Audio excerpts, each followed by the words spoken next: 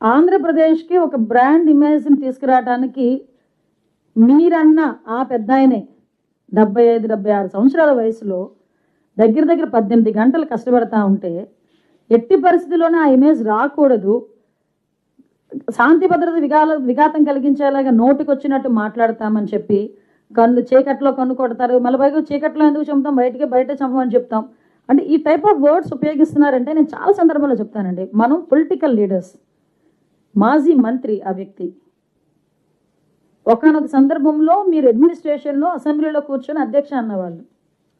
అటువంటి వ్యక్తి మీకు మీరు ఎంత ఇదైనా మీకంటూ ఒక అభిమానించే వాళ్ళు కొంతమంది ఉంటారు, మిమ్మల్ని రోల్ మోడల్గా తీసుకునే వాళ్ళు కొంతమంది ఉంటారు. సో మీకు ఒక వయసు వచ్చింది, ఇంకొక పోటీ చేసేంత కొడుకున్నాడు అంటే మీరు ఒకరికి ఆదర్శంగా ఉండాలి అన్నది పోయి ఏదో ఏమీ లేని నాకు ఎగిరెగిరి పడుతుందట, అన్నీ ఉన్నా కనివని ఉంటుందట. అది ఏమీ లేని ఆకులాగా కూర్చుని ఇష్టానుసారంగా అలా ఎలా పడతా ఉంటే చూస్తూ ఊరుకుంటారు అనుకుంటే ఎలా? అలాగని మేము కేసులు పెట్టి మా పని మేము చేసుకుంటున్నాం అనుకోండి, గోలు పెడతారు, అక్రమ కేసులు అంటారు. నువ్వు మాట్లాడవచ్చు, మేము కేసు పెడతాం, అది అక్రమ కేసు అవుతుంది. ఎవరైనా దాన్ని యాక్సెప్ట్ చేస్తారా? ఆ వర్డ్ని యాక్సెప్ట్ చేస్తారా? చెప్పండి.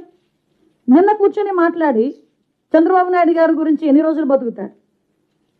నాకు అర్థం కాంది, 4-5 ట్యాబ్లెట్లు వేసుకొని ఉదయం లేస్తే 4-5 ట్యాబ్లెట్లు మింగి 10 సంతకాలు పెడితే 11వ సంతకాన్ని చేతులు ఉనికిపోయే వాళ్ళు కూడా చంద్రబాబు నాయుడు గారి వయసు గురించి మాట్లాడుతున్నారు. ఈరోజు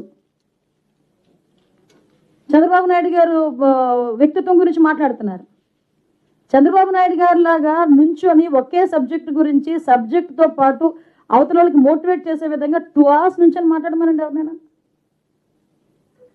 ನೀವು మాట్లాడాలనుకుంటే బాగుండి మాట్లాడొచ్చండి. కానీ నేను ఇప్పుడు ఎందుకు నేను ఆగుతున్నానంటే మేము అనుకున్న థీమ్ ఒకటి ఈరోజు గాంజా విషయంలో, అది ప్రజల్లోకి వెళ్ళాలి. కాబట్టి ఇలాంటి విషయాలు ఏదైనా ఉంటే మాట్లాడడానికి నేను సిద్ధంగా ఉన్నా.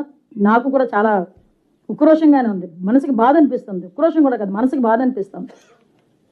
ఒక వ్యక్తి గురించి మాట్లాడేటప్పుడు 15 సంవత్సరాల్లో ముఖ్యమంత్రిగా చేసిన వ్యక్తి గురించి మాట్లాడేటప్పుడు అతని వయసు గురించి మరి ఎవడి తలరాత రాస్తే ఎక్కడ? నేను అంటే 60 సంవత్సరాల వయసులో రాజశేఖర రెడ్డి గారు చనిపోతారని ఎవరైనా అనుకున్నారా? అలా చనిపోతారని ఎవరైనా అనుకున్నారా? నువ్వెవడు చెప్పడానికి పలానా టైం పలానా వ్యక్తి చనిపోతాడు, పలానా టైం పలానా వ్యక్తి బతుకుతాడని? నువ్వెవడు దేవుడువా? ఏం మాట్లాడుతున్నారు? పాలిటిక్స్లో ఉండి మా మాటలు మాకు చేతగా అనుకుంటున్నారా, లేకపోతే మేము మాట్లాడలేక అనుకుంటున్నారా? మాకంటూ ఒక రెస్పాన్సిబిలిటీ ఉంది. మా మీదంటూ ప్రజలు ఒక నమ్మకాన్ని పెట్టుకున్నారు. మేము చేస్తామని ఆశగా ఎదురు చూస్తున్నారు. ఈ రాష్ట్రాన్ని బాగు చేస్తామని ఆశగా ఎదురు చూస్తున్నారు. వాళ్ళ బిడ్డలకు ఉద్యోగాలు వస్తాయని ఆశగా ఎదురు చూస్తున్నారు. వాళ్ళ జీవితాలు బాగుపడతాయని ఆశగా ఎదురు చూస్తున్నారు. ఈరోజు నీలాంటి మాటలకి మేము ఆలోచన చేసుకొని మేము తిరిగి ప్రతీకారాలు చేసుకుంటూ పోతే ఇంక మిమ్మల్ని ఎలా చూశారో మమ్మల్ని కూడా అలాగే చూస్తారా ప్రజలు? కాబట్టి మా పని మేము చేసుకుంటున్నాం. అలాగని తప్పుడు మాటలు మాట్లాడి నోటుకొచ్చినట్టు మాట్లాడితే మాత్రం ఊరికనే ప్రసక్తి లేదు.